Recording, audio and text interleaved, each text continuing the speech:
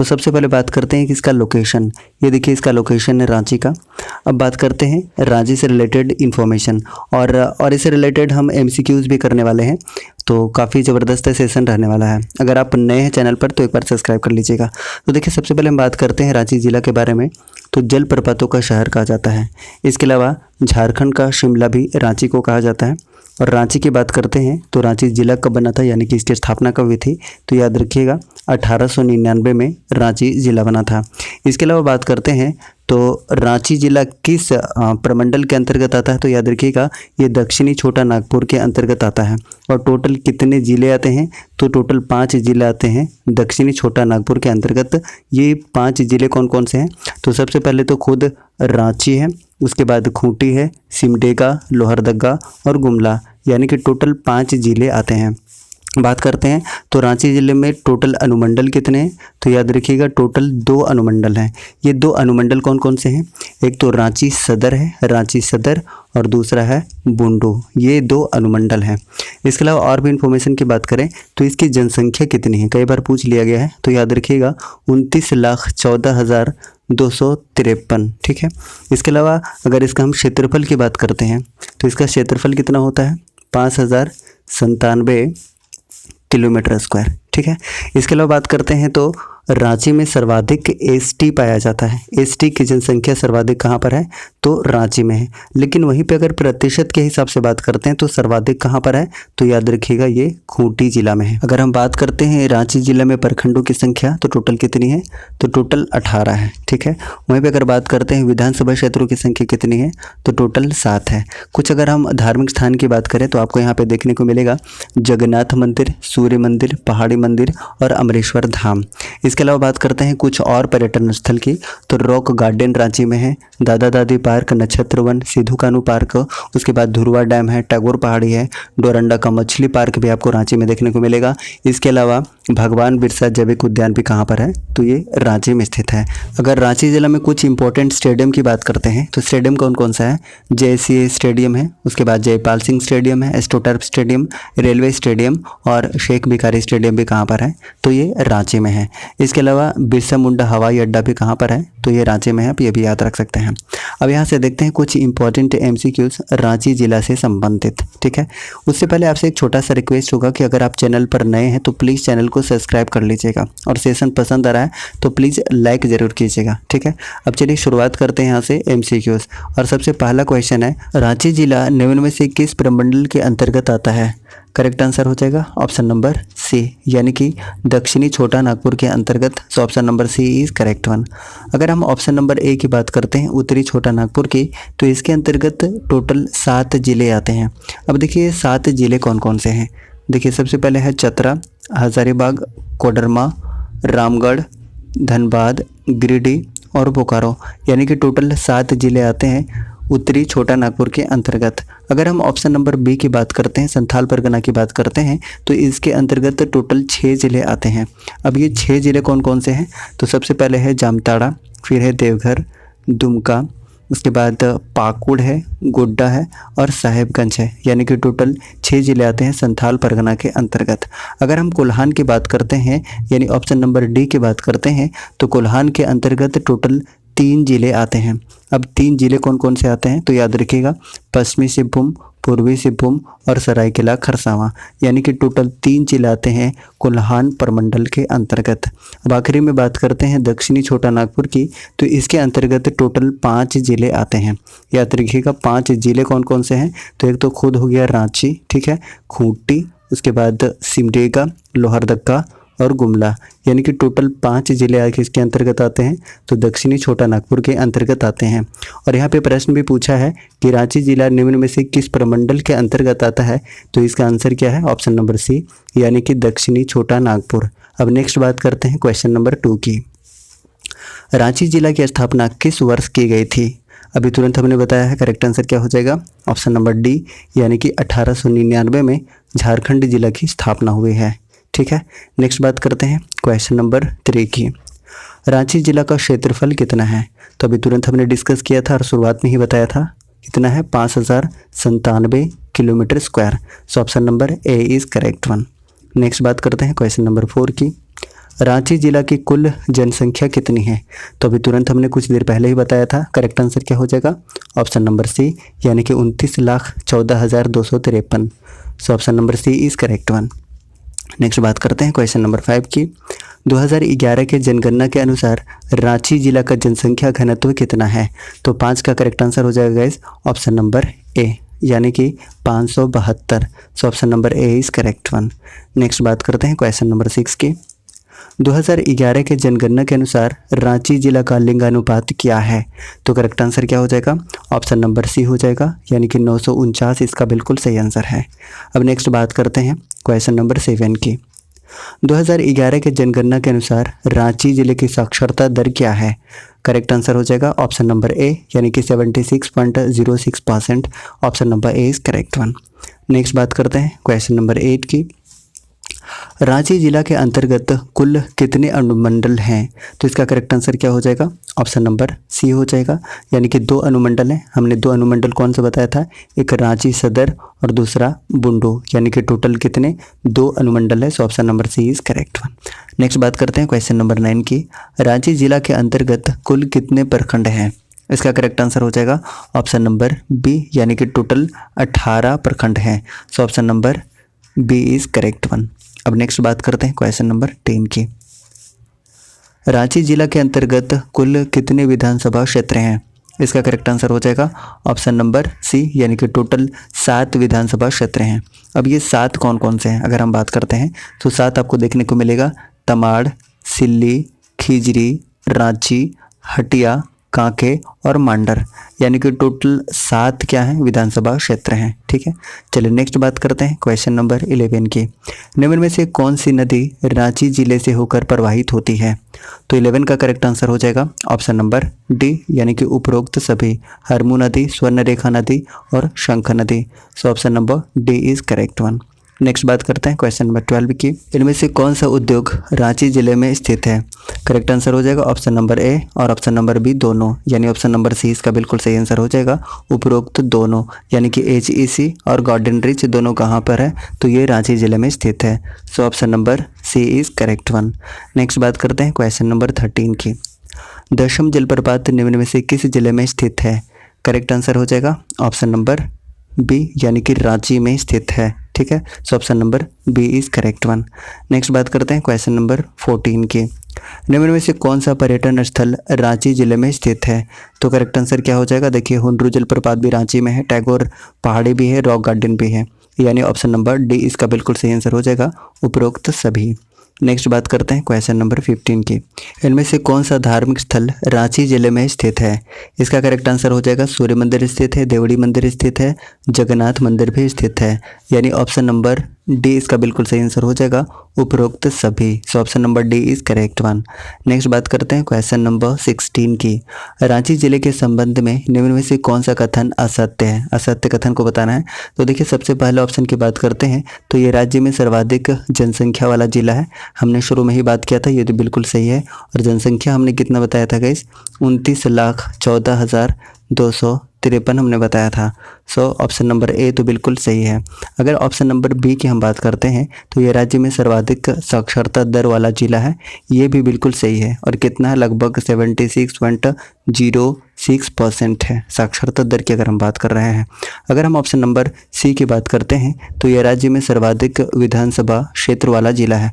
और टोटल क्षेत्र कितना है? तो हमने बताया था टोटल 7 विधानसभा क्षेत्र है, यानी कि ऑप्शन नंबर डी इसका बिल्कुल सही आंसर हो जाएगा, उपरोक्त सभी कथन क्या है?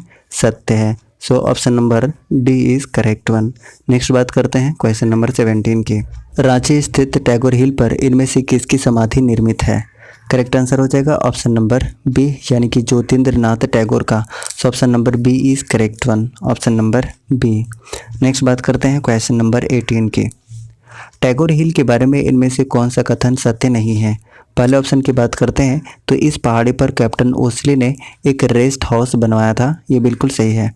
अगर ऑप्शन नंबर बी की बात करते हैं तो ज्योतिन्द्रनाथ टैगोर ने नागर शैली में एक मंडप का निर्माण करवाया था, ये भी बिल्कुल सही है। अगर हम बात करते हैं ऑप्शन नंबर सी की तो इस पहाड़ी के नीचे सत्यधाम नामक एक मकान निर्मित है, ये बिल्कुल सही है।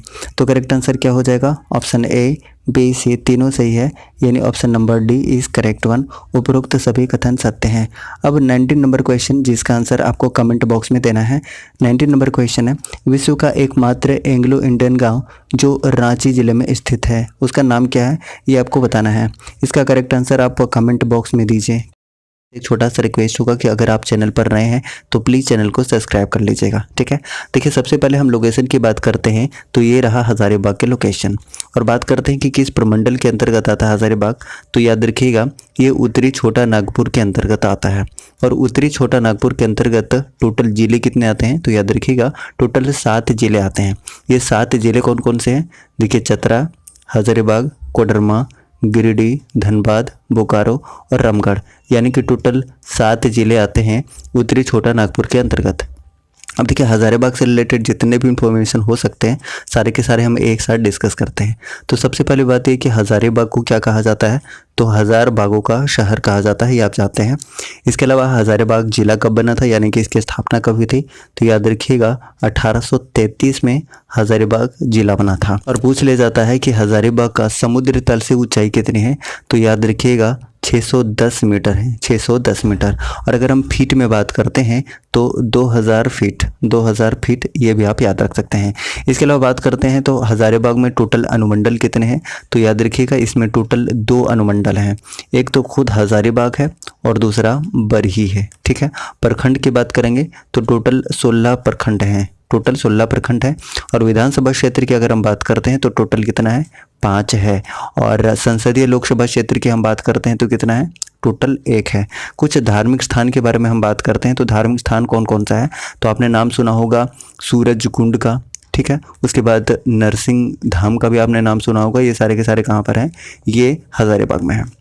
कुछ अगर हम पर्यटन स्थल की बात करते हैं तो निर्मल महतो पार्क आपको देखने को मिलेगा, हज़ारीबाग अभ्यारण्य। उसके बाद स्वर्ण जयंती पार्क भी कहाँ पर है, हज़ारीबाग में है। और कैनरी पहाड़ी भी हज़ारीबाग में है। इसके अलावा विनोबा भावे यूनिवर्सिटी, जिसकी स्थापना 1992 में हुई थी, ये भी हज़ारीबाग में है।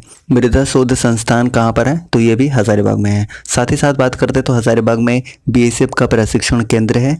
और झारखंड का जो प्रथम कॉलेज है संत कोलंबा कॉलेज, ये भी हज़ारीबाग में है। अब हज़ारीबाग के क्षेत्रफल के बारे में हम बात करते हैं तो इसका क्षेत्रफल कितना है, तो याद रखिएगा 4313 किलोमीटर स्क्वायर है, ठीक है। अगर हम जनसंख्या की बात करें तो 17,34,495 है, ठीक है, अगर हम जनसंख्या की बात कर रहे हैं। वहीं पे अगर हम घनत्व की बात करें तो 488 है, 488। साक्षरता दर की अगर हम बात करते हैं तो 69.75% है, ठीक है। ये भी आप याद रख सकते हैं। बात करते हैं तो हज़ारीबाग से कौन कौन सी नदियां होकर गुजरती हैं गाइस, तो आप याद रख सकते हैं दामोदर नदी, भैरवी नदी, बराकर नदी, कुनार नदी और बोकारो नदी। ये सारी की सारी नदियाँ कहाँ से होकर गुजरती हैं, तो आप याद रख सकते हैं कि हज़ारीबाग से होकर गुजरती हैं। इसके अलावा हज़ारीबाग में ही एक झील है, सालपर्णी झील, ये भी हज़ारीबाग में है। इसके अलावा बात करेंगे तो हज़ारीबाग में ही भारतीय कृषि अनुसंधान संस्थान भी है, जो कि हज़ारीबाग के बरही में स्थित है, ठीक है गाइस। अब हम बात करते हैं यहाँ से कुछ इंपॉर्टेंट MCQs, और ये MCQs किस पर आधारित होगा, तो हज़ारीबाग जिला पर आधारित होगा। और गाइस, आपसे एक छोटा सा रिक्वेस्ट होगा कि अगर आप चैनल पर अभी तक नए हैं तो प्लीज़ चैनल को सब्सक्राइब कर लीजिएगा, ठीक है। चलो अब यहाँ से हम डिस्कस करते हैं MCQs। और हज़ारीबाग से रिलेटेड पहला क्वेश्चन है, हज़ारीबाग जिला निम्न में से किस प्रमंडल के अंतर्गत आता है।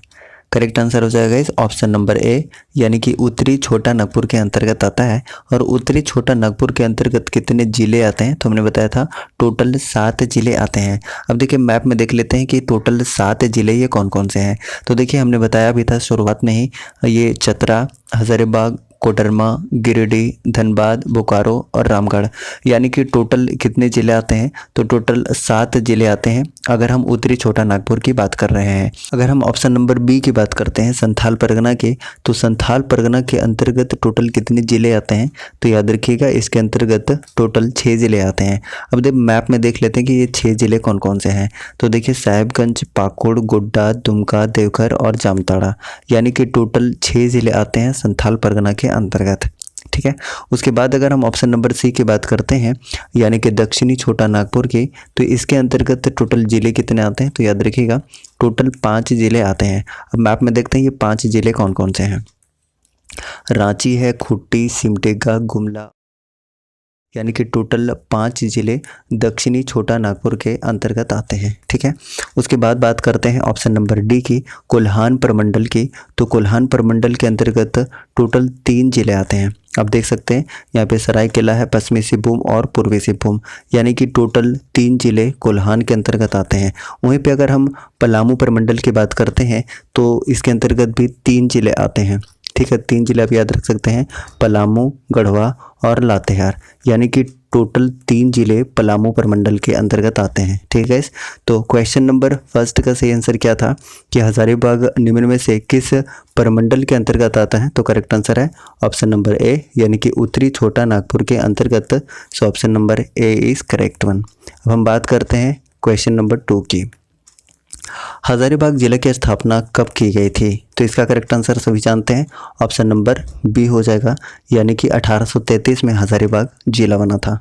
ठीक है, नेक्स्ट है क्वेश्चन नंबर 3, हजारीबाग जिला का मुख्यालय क्या है? तो हजारीबाग जिला का मुख्यालय क्या हो जाएगा? करेक्ट आंसर हो जाएगा ऑप्शन नंबर बी, यानी कि हजारीबाग इसका मुख्यालय है। सो ऑप्शन नंबर बी इसका सही आंसर हो जाएगा। नेक्स्ट बात करते हैं क्वेश्चन नंबर 4 की, हजारीबाग जिला का क्षेत्रफल कितना है? तो करेक्ट आंसर क्या हो जाएगा? ऑप्शन नंबर बी इसका बिल्कुल सही आंसर हो जाएगा, यानी कि 4313 kilometre square. So option number B is correct one. Next बात करते हैं क्वेश्चन नंबर 5 की, 2011 के जनगणना के अनुसार हजारीबाग जिला की जनसंख्या कितनी है? तो करेक्ट आंसर हो जाएगा ऑप्शन नंबर बी, यानी कि 17,34,495। So option number B is correct one. Next बात करते हैं क्वेश्चन नंबर 6 की, 2011 के जनगणना के अनुसार हजारीबाग जिला का जनसंख्या घनत्व कितना है? तो करेक्ट आंसर हो जाएगा ऑप्शन नंबर बी, यानी कि 488 है। So option number B is correct one. Next बात करते हैं क्वेश्चन नंबर 7 की, 2011 की जनगणना के अनुसार हजारीबाग जिला का लिंगानुपात क्या है? करेक्ट आंसर हो जाएगा ऑप्शन नंबर सी, यानी कि 947 है। ऑप्शन नंबर सी इसका सही आंसर हो जाएगा। नेक्स्ट है क्वेश्चन नंबर 8, 2011 की जनगणना के अनुसार हजारीबाग जिले की साक्षरता दर क्या है? करेक्ट आंसर हो जाएगा ऑप्शन नंबर बी, यानी कि 69.75%। Option number B is correct one. Next बात करते हैं क्वेश्चन नंबर 9 की, हजारीबाग जिला के अंतर्गत कुल कितने अनुमंडल हैं? करेक्ट आंसर हो जाएगा ऑप्शन नंबर बी, यानी कि टोटल 2 अनुमंडल हैं। ये 2 अनुमंडल कौन कौन से हैं? तो याद रखिएगा, एक हजारीबाग है और दूसरा बरही है, यानी कि 2 अनुमंडल हैं हजारीबाग में। नेक्स्ट बात करते हैं क्वेश्चन नंबर 10 की, हजारीबाग जिला के अंतर्गत कुल कितने प्रखंड हैं? तो करेक्ट आंसर हो जाएगा ऑप्शन नंबर सी, यानी कि टोटल 16 प्रखंड है। So option number C is correct one. Next बात करते हैं क्वेश्चन नंबर 11 की। 11 नंबर क्वेश्चन है, हजारीबाग जिला के अंतर्गत कुल कितने विधानसभा क्षेत्र हैं? तो 11 का करेक्ट आंसर है ऑप्शन नंबर बी, यानी कि टोटल 4 विधानसभा क्षेत्र हैं। नेक्स्ट है क्वेश्चन नंबर 12 नंबर क्वेश्चन है, निम्न में से कौन सी नदी हजारीबाग जिले से होकर प्रवाहित होती है? तो दामोदर नदी बिल्कुल सही है, उसके बाद बिराकर नदी ये भी बिल्कुल सही है, और भैरवी नदी भी, यानी ऑप्शन नंबर डी इसका बिल्कुल सही आंसर हो जाएगा, यानी कि उपरोक्त सभी। नेक्स्ट है क्वेश्चन नंबर 13, सालपर्णी झील निम्न में से किस जिले में अवस्थित है? तो हमने इसके बारे में बताया था, ऑप्शन नंबर बी इसका बिल्कुल सही आंसर हो जाएगा, हजारीबाग जिले में। नेक्स्ट है क्वेश्चन नंबर 14, निम्न में से कौन सा पर्यटन स्थल हजारीबाग जिले में स्थित नहीं है? तो कौन सा नहीं है? तो बेतला राष्ट्रीय उद्यान नहीं है। ये कहाँ पर है? तो याद रखिएगा, ये लातेहार में है। सो ऑप्शन नंबर डी इसका बिल्कुल सही आंसर हो जाएगा। नेक्स्ट है क्वेश्चन नंबर 15 नंबर क्वेश्चन है, निम्न में से कौन सा खनिज प्रमुखता से हजारीबाग में पाया जाता है? तो करेक्ट आंसर हो जाएगा ऑप्शन नंबर सी, यानी कि कोयला प्रमुखता से हजारीबाग में पाया जाता है। So option number C is correct one. अब नेक्स्ट क्वेश्चन नंबर 16 है, जिसका आंसर आपको कमेंट बॉक्स में देना है। 16 नंबर क्वेश्चन है, भारतीय कृषि अनुसंधान संस्थान हजारीबाग जिले के किस स्थान पर स्थित है? इसका सही आंसर आपको बताना है, ए, बी, सी या डी होगा। इसका सही आंसर आपको कमेंट बॉक्स में टाइप करके बताना है। इस तरीके से आज का सेशन हमने कंप्लीट कर लिया है हजारीबाग से रिलेटेड। अगर आपको सेशन पसंद आया है तो प्लीज़ सेशन को लाइक कीजिए, और चैनल पर नए हैं तो प्लीज़ चैनल को सब्सक्राइब करके बेल आइकन को प्रेस कीजिए, ताकि आपको न्यू वीडियोज़ का नोटिफिकेशन बिल्कुल सही समय पर मिलता रहे। Thank you so much. जय हिंद।